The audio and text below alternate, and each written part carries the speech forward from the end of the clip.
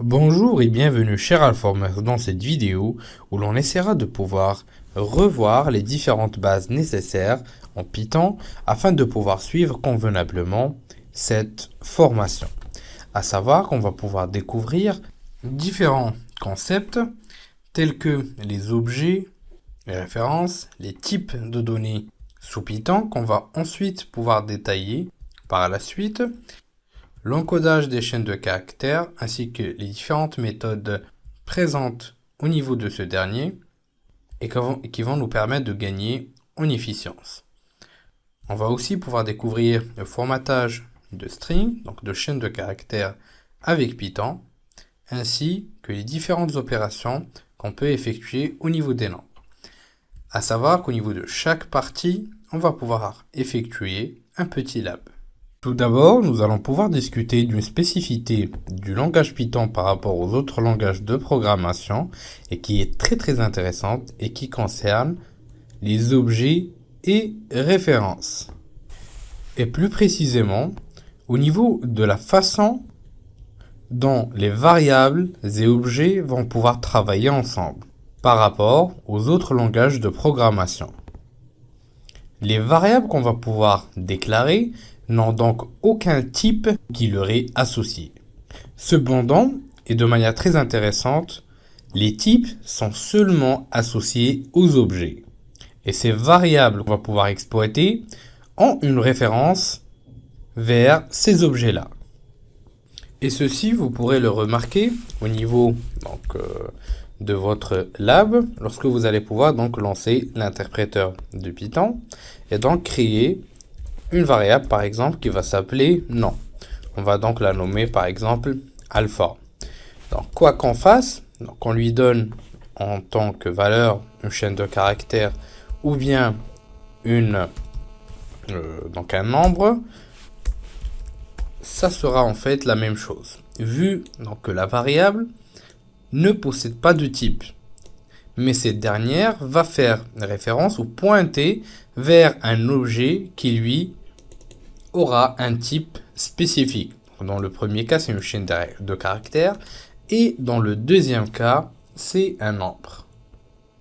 Contrairement à la plupart des langages de programmation où l'on doit prédéfinir le type de la variable avant de pouvoir l'initialiser avec une quelconque valeur. Par exemple en Java où il faut définir int avant le nom de la variable pour un nombre entier ou bien string pour une chaîne de caractères.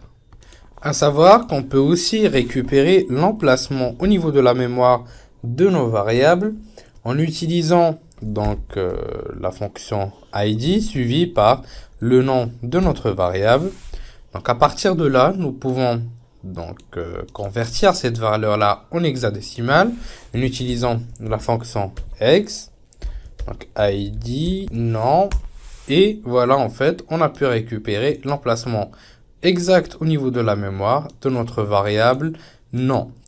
On peut aussi effectuer ceci grâce à une méthode spécifique qui se nomme Reaper.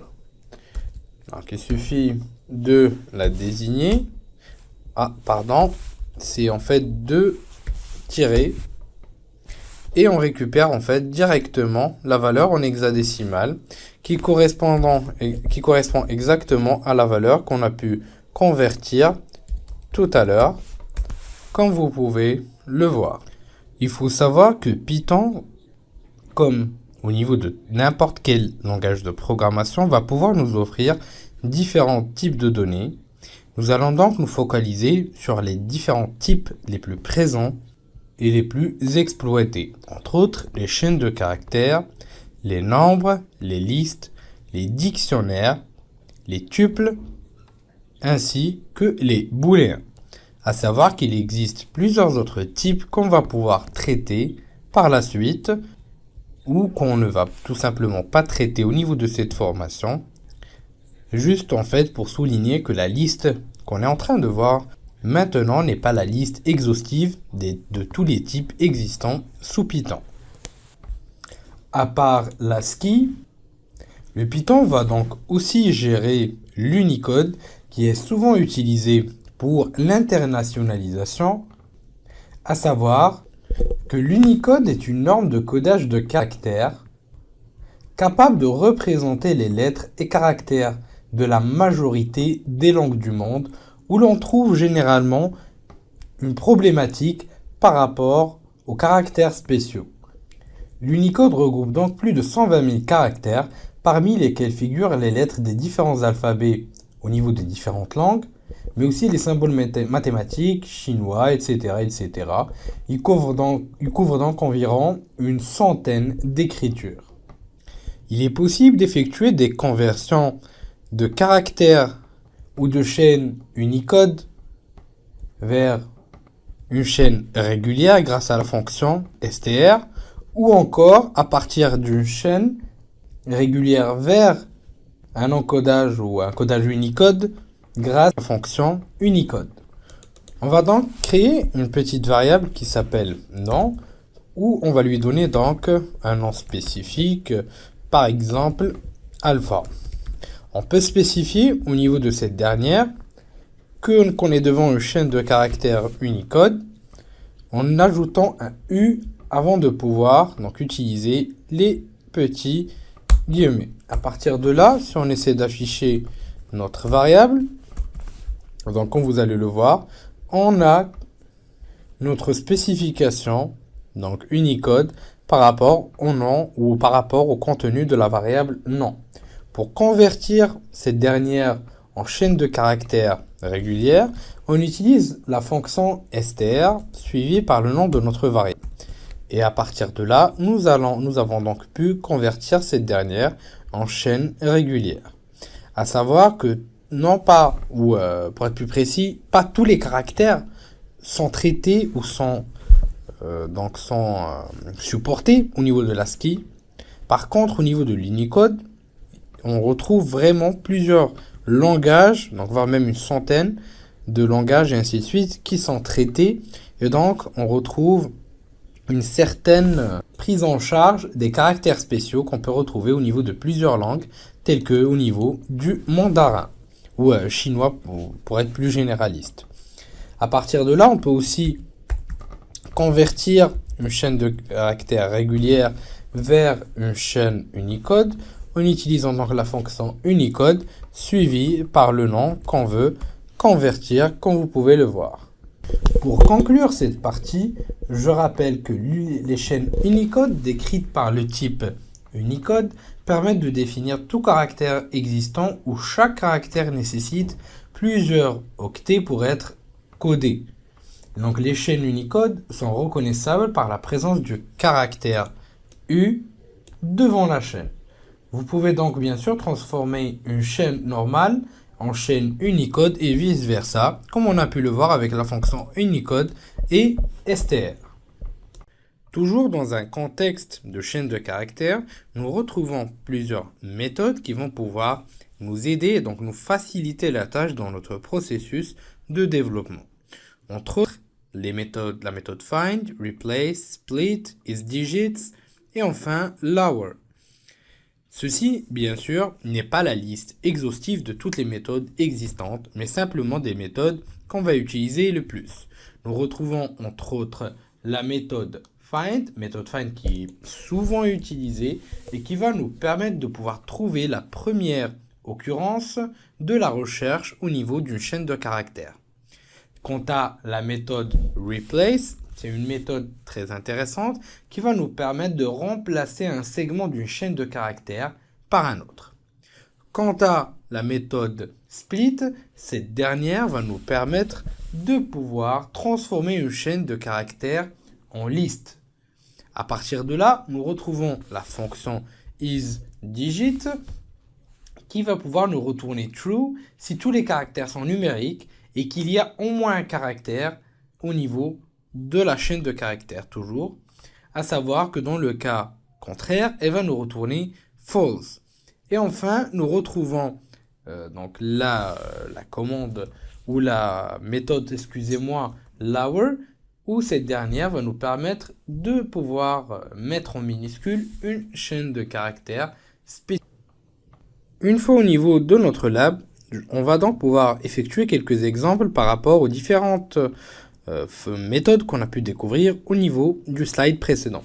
À compter tout d'abord de la méthode find. Donc, tout d'abord, je vais créer donc, une variable nommée info et je vais y mettre mon nom et mon prénom. La première méthode, comme on vient de le spécifier, qu'on va pouvoir tester, est la méthode find. Nous l'utilisons donc de la manière suivante. Donc, notre variable point suivi du nom de la méthode. À partir de là, nous allons lui donner en paramètre une chaîne de caractères qui n'existe pas au sein de cette dernière. Donc, c'est-à-dire qu'il n'y a pas d'occurrence au sein de cette dernière par rapport à cette chaîne de caractères. Donc, puisque cette dernière n'existe pas, donc on aura comme réponse -1 donc, au niveau du retour de notre interpréteur. Par exemple, si on va lui donner une chaîne qui existe, par exemple Hamza, cette dernière va pouvoir nous retourner comme on l'a spécifié au niveau de notre slide, lors des explications, la première occurrence de la recherche demandée. C'est-à-dire que cette dernière est à la position X. Dans notre cas, c'est la 7e position. Donc on va compter donc, première, deuxième, troisième, quatrième, cinquième, sixième et septième. Elle est à la 8e si on commence par 1, mais il faut savoir qu'au niveau de Python, donc le compte se fait à partir de 0. Donc le K est au niveau de la zone 0, 1, 2, 3, 4, 5, 6 et 7. Donc vous avez le choix soit de pouvoir compter à partir de 1 et effectuer un -1 à la fin, ou bien commencer à partir de 0 votre compte. Et donc notre chaîne se trouve à partir de la position 7. Pour convertir donc une chaîne de caractères en liste, on peut donc utiliser une méthode qui se nomme split, qu'on a pu découvrir au niveau de la précédente présentation. Donc en anglais, cela veut dire tout simplement éclater, qui va aussi pouvoir nous aider tout simplement à pouvoir découper une chaîne en fonction d'un séparateur en utilisant cette dernière. Donc dans notre cas, donc on a déjà notre variable info. Donc on va voir ce qui va se passer si on va essayer d'utiliser la méthode split. Donc, et comme vous pouvez le voir, par défaut, cette dernière va prendre en considération comme séparateur l'espace qui est entre le nom et le prénom. À savoir qu'on peut aussi lui définir un séparateur ou choisir un séparateur qu'on veut utiliser pour découper, donc éclater notre chaîne de caractères, ou bien tout simplement, en d'autres termes, la transformer en une sorte de liste. Donc, par exemple, dans ce cas, je vais choisir comme séparateur la lettre ou le caractère A. Et comme vous pouvez le voir, à chaque fois que notre méthode a rencontré le A, elle a éclaté notre chaîne de caractères jusqu'à ne plus trouver d'occurrence par rapport à notre séparateur qu'on a défini cette fois-ci au niveau des paramètres. On peut aussi utiliser une fonction qui est très intéressante, ou une méthode qui est très intéressante, qui est la méthode replace, qui va nous permettre de pouvoir remplacer une chaîne par une autre. Donc par exemple, dans notre cas, je vais changer mon nom, c'est-à-dire Hamza, en John, tout simplement, en guise d'exemple. Et comme vous pouvez le voir, à chaque fois qu'il va trouver Hamza au niveau de la variable, au niveau de la chaîne qui est exploitée, il va donc la changer en John. Il faut aussi savoir qu'on peut effectuer un bon nombre d'opérations avec, grâce à Python au niveau des chaînes de caractères, telles que la concaténation. Par exemple, supposons que je vais créer deux variables où je vais mettre deux chaînes de caractères. Dans ce cas-là, c'est mon nom et prénom. Donc on peut concaténer facilement entre ces deux variables. On crée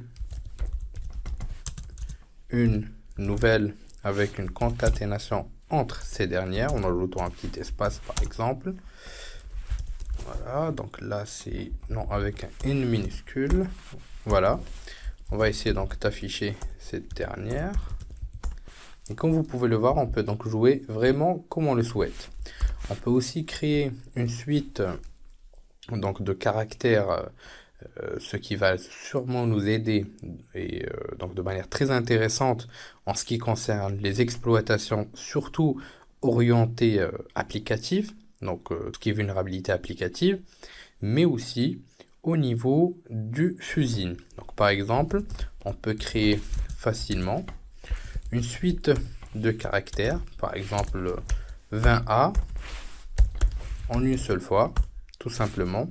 Et donc la création se fait très rapidement en utilisant l'opérateur de multiplication. On peut aussi se comporter avec notre chaîne de caractères comme au niveau de n'importe quel type de langage, c'est-à-dire en tant que tableau. Par exemple, on peut afficher seulement les caractères de la position 3 jusqu'à la position 7, par exemple. Il existe donc un bon nombre d'autres fonctions que vous pouvez retrouver au niveau de la documentation présente sur le site officiel de Python, donc python.org, et qui peuvent vous aider selon votre cas. Donc bien sûr, on ne pourra pas voir toutes les fonctions, c'est pourquoi je vous invite à creuser au niveau de ce volet-là. Quant au formatage de string, cela se passe d'une manière extrêmement facile au niveau de Python. En guise d'exemple, donc supposons que j'ai une variable qui se nomme donc adresse IP. Donc ça sera donc sous format d'une chaîne de caractères. Donc je vais lui donner 192.168.0.1. À partir de là, je vais donc construire le message qui va pouvoir s'afficher à l'utilisateur. Donc je vais l'appeler output. Ensuite, donc je vais mettre un petit message customisé, brute forcing, au niveau de l'IP. Et ensuite, je vais spécifier donc le type, qui est une chaîne de caractères, en spécifiant donc la variable qui va être substituée au niveau de mon message. À partir de là, si on essaie d'afficher ce dernier, voilà, pardon, donc c'est un grand O. Et donc, comme vous pouvez le voir, notre interpréteur a substitué la valeur par la variable adresse IP. Concernant ce volet, je vous invite à visiter la documentation officielle de Python afin de pouvoir gérer à bien donc le formatage au niveau des chaînes de caractères. Vous avez aussi donc les différents types de conversion au niveau donc du chapitre concernant les opérations au niveau du déformatage ou du formatage des chaînes de caractères. Vous remarquerez aussi que c'est très similaire au C pour ceux qui ont pu déjà développer grâce à ce langage. Il est donc facilement faisable de pouvoir ou possible donc de pouvoir formater un nombre en string avec Python. C'est pourquoi je vous invite vivement à considérer ce volet-là, puisqu'il nous sera extrêmement utile au niveau des prochaines présentations et donc tout au long de notre formation. Vous avez donc la documentation officielle, totalement accessible et qui est aussi extrêmement intéressante. Par rapport au nombre, nous retrouvons donc une gestion traditionnelle, comme dans n'importe quel type de langage de programmation, avec les différents types d'opérateurs, tels que la multiplication, la soustraction, la division ou encore l'addition, des opérateurs logiques tels que le XOR, le AND, le NOT ou encore le OR, et enfin les opérateurs bit à bit qui vont nous permettre de modifier et de tester un ou plusieurs bits d'une donnée, tels qu'avec le AND, le ou exclusif, les décalages, les et, les non, et ainsi de suite. Nous retrouvons aussi les différents opérateurs traditionnels, tels que le supérieur égal, l'inférieur au égal, l'égal ou encore le différent, qui sont présents au niveau de Python selon la syntaxe suivante. Je vous dis merci de votre suivi et à la prochaine vidéo sur Alpha.